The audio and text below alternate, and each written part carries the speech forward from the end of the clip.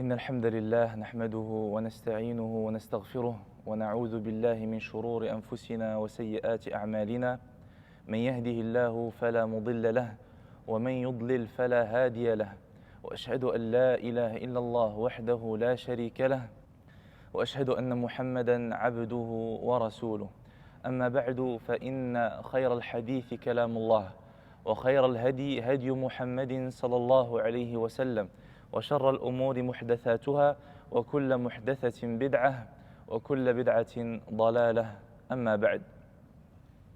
Bienvenue à tous, bienvenue à tous ceux qui veulent apprendre leur religion. Safwan ibn Assal, qui est un des compagnons du prophète sallallahu alayhi wa sallam, a dit: je suis allé voir le prophète sallallahu alayhi wa sallam alors qu'il était dans la mosquée. Je lui ai dit: Ya Rasulallah, je suis venu pour demander la science, pour apprendre, pour poser des questions. Et il avait des questions qu'il voulait poser au prophète sallallahu alayhi wa sallam. Le prophète sallallahu alayhi wa sallam lui a dit: Marhaban bi talib al-ilm. Bienvenue.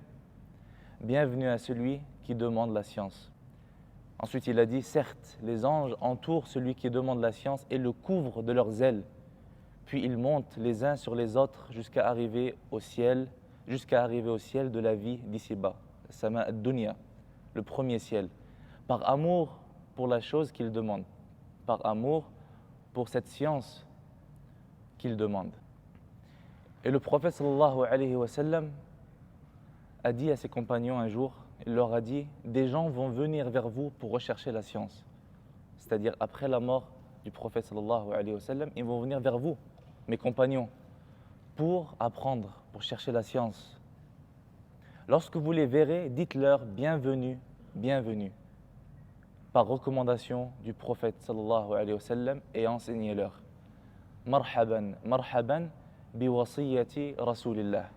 Bienvenue, bienvenue à la recommandation du prophète sallallahu alayhi wa sallam.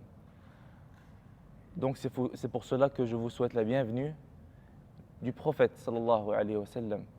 La recommandation du prophète sallallahu alayhi wa sallam pour tous ceux qui veulent ou qui voudront apprendre la science. En effet, le savoir est très important dans l'islam. La quête du savoir, talabul ilm, le fait d'apprendre, de chercher, de demander, de s'instruire dans cette religion, est une des adorations les plus importantes de l'islam. Car si on y réfléchit, si on y pense, toutes les autres adorations dépendent du savoir, dépendent de la science. Comme par exemple le sujet de la khutbah précédente qui était sur le Coran et la sunna du prophète sallallahu alayhi wa sallam. Et comme quoi c'est la meilleure des paroles et qu'il faut suivre cette parole. Nous avons besoin d'apprendre pour connaître cette parole et savoir quoi suivre. Il faut qu'on pose des questions, il faut qu'on s'instruit. De la même façon, on a besoin de la science pour connaître Allah Azza wa Jal, connaître ses noms, ses attributs et l'aimer et l'adorer. Allah Azza wa Jal dit dans le Coran: Innama yakhsha Allah min ibadihi al-ulama. Yakhsha Allah, innama yakhsha Allah, la crainte, al-khashya c'est la crainte. Min ibadi al-ulama, al-ulama c'est les savants. Certes, parmi ses serviteurs, seuls les savants craignent Allah tabaraka wa ta'ala. Seuls les savants qui ont le savoir craignent Allah tabaraka wa ta'ala. Car il faut connaître Allah Azza wa Jal, il faut connaître ses noms, ses attributs, il faut avoir un certain niveau de science pour pouvoir le craindre. Et c'est ainsi qu'on a besoin d'apprendre, on a besoin de science pour connaître notre prophète sallallahu alayhi wa sallam, sa biographie, sa sira, et pouvoir le suivre. N'oubliez pas que les premiers versets qui ont été révélés au prophète sallallahu alayhi wa sallam, les 5 premiers versets, Iqra bismi rabbika alladhi khalaq, lis, le premier mot qui a été révélé au prophète sallallahu alayhi wa sallam par l'intermédiaire de Jibril, l'ange de la révélation, c'est le mot Iqra, lis. Iqra bismi rabbika alladhi khalaq, lis par le nom de ton Seigneur, du Seigneur qui t'a créé. Khalaq al-insana min alaq, il a créé l'être humain d'une alaq, d'un grumeau de sang. Iqra wa rabbuka al-akram, lis, encore une fois, lis. Wa rabbuka al-akram, et ton Seigneur est le plus noble Iqra wa rabbuka al-akram, alladhi 'allama bil qalam, qui a enseigné, ton Seigneur qui a enseigné par al-qalam. Al-qalam, c'est le stylo qu'Allah Azza wa Jal a créé avant tout le reste, avant les cieux et la terre. 'Allama al-insana ma lam ya'lam. Il a enseigné l'être humain ce qu'il ne savait pas. Les 5 premiers versets qui ont été révélés au prophète sallallahu alayhi wa sallam. Allah Azza wa Jal dit aussi dans le Coran: يرفع الله الذين آمنوا منكم والذين أوتوا العلم درجات. Allah élèvera en rang ceux d'entre vous qui auront cru et qui auront reçu la science. يرفع الله, يرفع, élevé. الرفعة, ceux qui auront cru. يرفع الله الذين آمنوا. آمنوا, c'est la foi, la croyance. وَالَّذِينَ أُوتُوا الْعِلْمِ, et ceux qui auront reçu la science. L'ilm, c'est la science. Il faut savoir aussi que cette science, la science islamique, c'est en réalité l'héritage du prophète sallallahu alayhi wa sallam, le dernier des prophètes. Il n'y aura plus aucun prophète qui va venir après lui. Et donc, ce que le prophète sallallahu alayhi wa sallam a légué après lui, c'est cette science. Et ceux qui ont hérité du prophète sallallahu alayhi wa sallam, en réalité, ce sont les savants. Car les prophètes ne lèguent jamais des biens de cette vie d'ici-bas. Ils ne lèguent pas l'argent, ils ne lèguent pas l'or et l'argent. Ils lèguent la science. Donc ceux qui prennent cette science sont en réalité les héritiers du prophète sallallahu alayhi wa sallam. Et à ce sujet-là, il y a une histoire intéressante d'un des compagnons du prophète sallallahu alayhi wa sallam après la mort du prophète sallallahu alayhi wa sallam. Il a vu un groupe de personnes dehors. Il leur a dit: qu'est-ce que vous faites ici? Ils lui ont dit: qu'est-ce qui se passe? Pourquoi tu nous poses cette question? Il leur a dit: qu'est-ce que vous faites là alors que dans la mosquée du prophète sallallahu alayhi wa sallam, ils sont en train de distribuer son héritage. Ils sont en train de distribuer les biens du prophète sallallahu alayhi wa sallam. Qu'est-ce que vous faites ici à perdre votre temps? Donc ils sont partis rapidement au masjid. Ils sont rentrés, ils n'ont rien vu. Ils sont retournés, ils sont ressortis, ils ont dit à ce compagnon: on est rentré au masjid, mais on n'a rien vu de ce que tu dis. Ils leur ont dit: n'y a-t-il pas un groupe qui apprend la science dans le masjid du prophète sallallahu alayhi wa sallam? Ils ont dit oui. Et il a dit: ça, c'est l'héritage du prophète sallallahu alayhi wa sallam. Ça, c'est ce que le prophète sallallahu alayhi wa sallam a légué. Abu Darda radiyallahu anhu, un des compagnons du prophète sallallahu alayhi wa sallam, a dit: le prophète sallallahu alayhi wa sallam a dit, celui qui prend un chemin pour rechercher la science, Allah lui fait prendre par cela un chemin vers le paradis. Certes, les anges étendent leurs ailes pour celui qui recherche la science. Et certes, tous ceux qui sont dans les cieux et sur la terre demandent le pardon pour le savant, même le poisson dans l'eau. Le mérite du savant sur l'adorateur est comme le mérite de la lune par rapport aux autres astres. Et certes, les savants sont les héritiers des prophètes.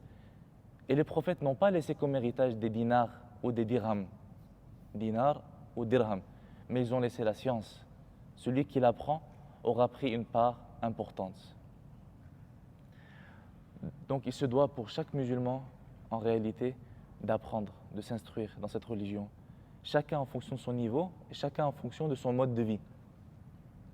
Le nouveau musulman, par exemple, ou celui qui est encore débutant dans l'islam, il doit apprendre des choses basiques sur Allah Azza wa Jal. C'est qui Allah Azza wa Jal? C'est qui son prophète sallallahu alayhi wa sallam?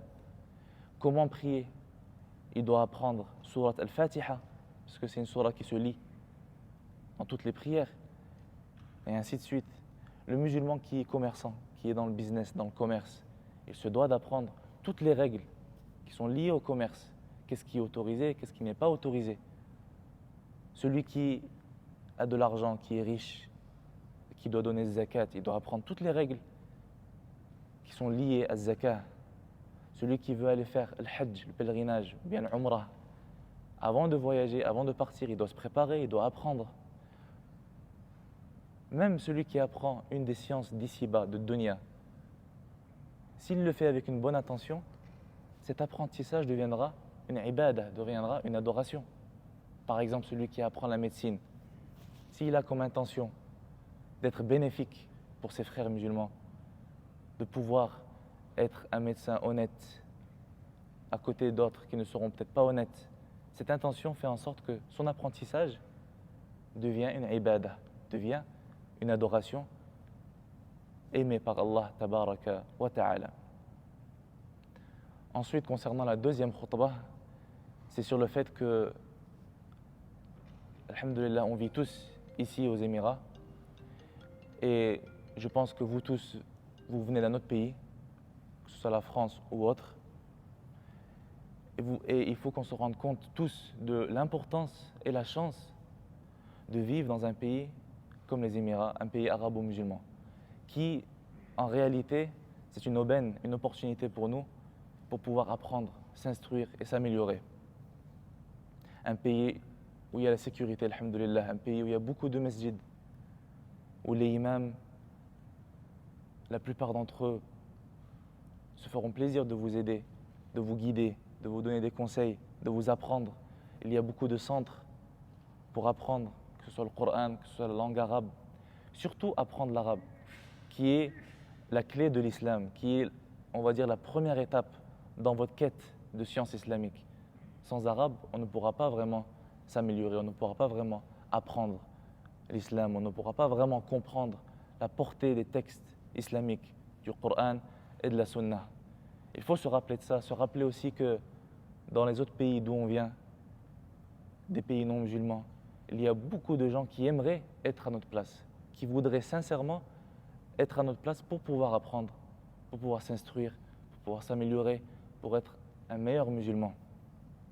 Donc, je pense que c'est dommage pour nous de partir d'ici sans avoir profité de ce pays, de cet entourage, de cet environnement, sans pouvoir partir avec quelques kilos de bagages de science islamique, ou encore pire, partir d'ici avec une baisse de foi ou une baisse de savoir. En sachant que tout ça, c'est à base de tawfiq. C'est Allah Azza wa Jal qui aide. Tawfiq, c'est l'aide d'Allah Azza wa Jal. Sans son aide, on ne pourra rien faire. Donc c'est pour ça qu'il faut faire beaucoup de dua, demander à Allah Azza wa Jal de nous aider. Allah Azza wa Jal dit dans le Coran wa qur rabbi zidni ilma. Qul, ça veut dire dis. Rabbi, mon Seigneur, zidni ilma, accroît ma science. C'est la seule ayah dans le Coran où Allah Azza wa Jal dit à son prophète de demander plus. La seule chose qu'Allah Azza wa Jal a dit à son prophète où il faut qu'il demande plus de cette chose, c'est la science, le savoir. Wa qur rabbi zidni ilma. Sans cela, sans l'aide d'Allah Azza wa Jal, rien n'est possible. Bien sûr, je ne dis pas que cela ne demande aucun effort de notre part. Au contraire, ce n'est pas forcément facile, mais c'est tout à fait possible. Qu'Allah nous aide et nous raffermisse dans l'islam et sur la bonne voie, sur as-sirat al-mustaqim. Merci d'être venu, merci d'avoir écouté. Barakallahu fikum. هذا والله أعلم وصلى الله وسلم وبارك على نبينا محمد وعلى آله وصحبه أجمعين سبحانك اللهم وبحمدك أشهد أن لا إله إلا أنت أستغفرك وأتوب إليك